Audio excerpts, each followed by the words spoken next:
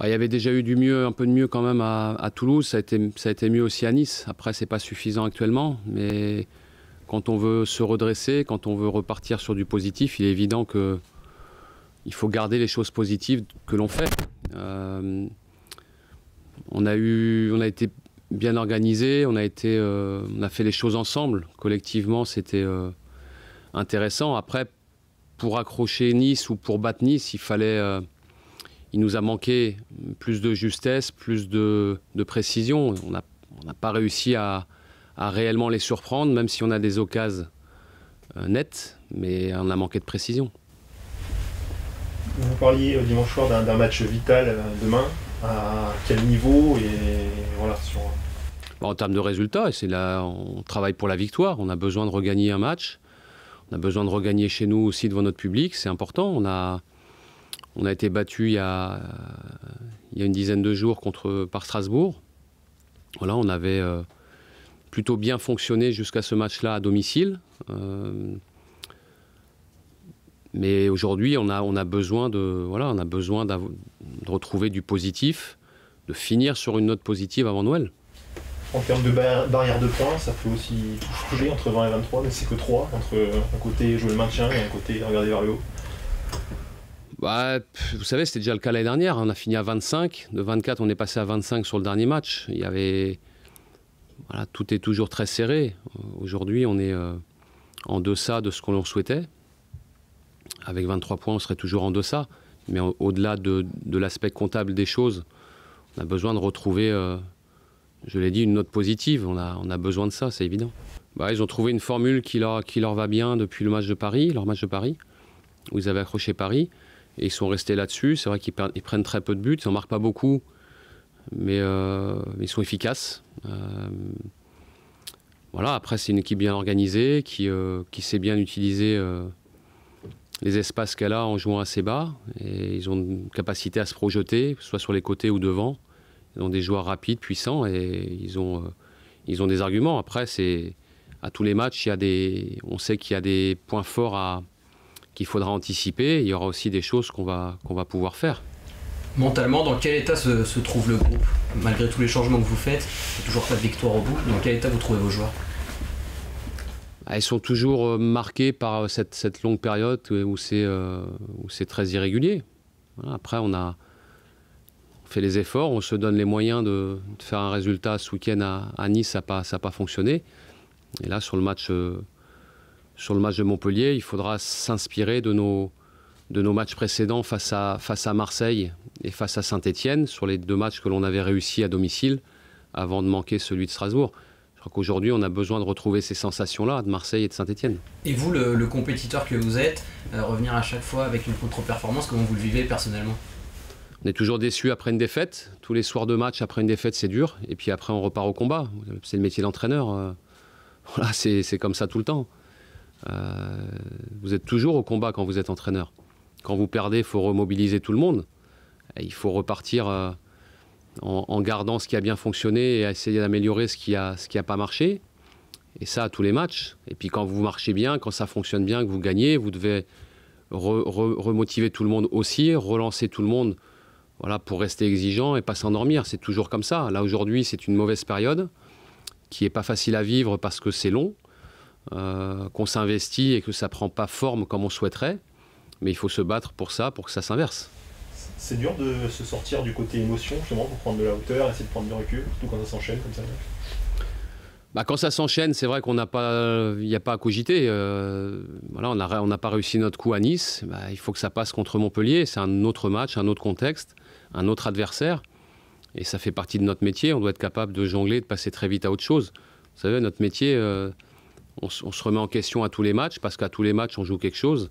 Et il faut regarder devant. On ne peut pas sans arrêt regarder dans le rétro. Déjà, ça ne vous fait pas avancer. Et puis, quand vous êtes entraîneur, il faut emmener tout le monde vers l'avant. Il y a envie que les joueurs reprennent des risques aussi, qu'ils enlèvent un peu le frein à main, c'est-à-dire sur ce match-là, de toute façon, il y a entre guillemets plus rien à perdre. Oui, bien sûr, c'est un des aspects, ce que je disais tout à l'heure sur le match de Nice. On a fait de bonnes choses, mais après, il manque quand même le petit truc pour surprendre l'adversaire plus.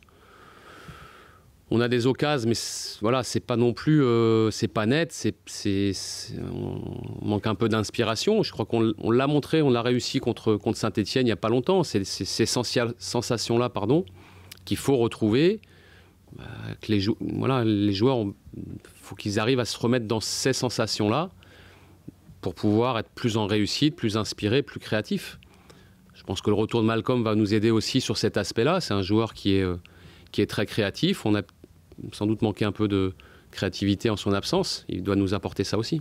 Par quel moyen mentalement on essaie de rebooster son groupe? Est-ce qu'on parle beaucoup de préparateurs mentaux dans le sport actuellement? Est-ce qu'on utilise ce genre de moyens ou pas du tout?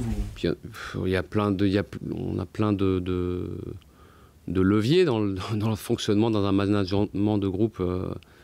Ça passe par la stratégie, ça passe par les compositions et l'organisation, ça passe par les choix de joueurs, ça passe par plein de choses comme ça. Après, c'est l'entraînement qui vous permet de rester à un bon niveau ou de vous améliorer. Ça passe par l'entraînement. Alors après, les préparateurs mentaux, pourquoi pas. Il y en a qui le font. Je crois que il y a certainement aussi des joueurs qui, sur le plan individuel, ont besoin d'être accompagnés. Ça se fait aussi. Voilà, toutes les choses qui peuvent être positives et qui peuvent amener votre groupe sur plus de performances, tout est envisageable. C'est dans ce registre qu'intervient un peu Pierre Espanol depuis quelques semaines. Je crois qu'il était à Toulouse avec vous, à Nice aussi. Oui, on l'a intégré depuis. On l'avait intégré quand j'avais été absent une semaine après mon opération, avant le match de Marseille, et puis on l'a intégré à nouveau avec nous depuis 15 jours parce que il est dynamisant, il est entraînant. Il est complémentaire aussi, il nous apporte un plus dans le staff. Sa présence est importante pour nous. Voilà, on essaie de jouer sur tous les leviers. Ce serait bien. C'est le vœu que je formule. Après, je suis que l'entraîneur. Il y a des choses que je ne maîtrise pas. Je l'ai déjà dit, je le redis. Je mets mon énergie là où je peux intervenir, là où je peux agir, là où ça peut être important. Après... autour de l'équipe, chacun a son rôle à jouer. Le staff médical, la direction, le président, les éducateurs autour de nous aussi qui sont importants pour nous, notre public. Tout le monde a un rôle à jouer. Et aujourd'hui, on a tous une envie, c'est que les Girondins l'emportent face à Montpellier. C'est ça le plus important aujourd'hui. C'est un match différent, c'est un match à domicile où on doit plus prendre l'initiative. Voilà, à Nice, c'était un contexte particulier d'un match à l'extérieur où on voulait refaire un résultat. Et a fortiori contre une équipe qui tient bien le ballon, qui a de longues séquences de possession, qui prend son temps dans la préparation. Donc c'était un contexte un peu différent. Mais là, dans les aspects du jeu, c'est vrai que l'aspect créatif va être très important contre Montpellier. L'absence justement d'Alexandre et de Gaëtan en même temps, qui sont peut-être les deux points d'appui un peu plus, ça complique vraiment les choses aussi, justement. Ça ne nous aide pas, c'est évident.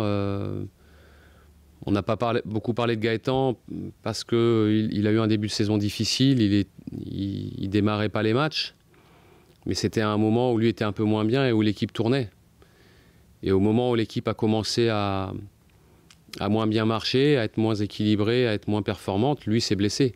Et on peut penser qu'aujourd'hui, le Gaëtan Laborde qu'on a connu pendant quasiment toute la saison dernière nous aiderait beaucoup. Il reprendra qu'en janvier. Ça, c'est une option de moins pour moi. Et il est évident que la longue blessure d'Alex Mendy est un vrai problème.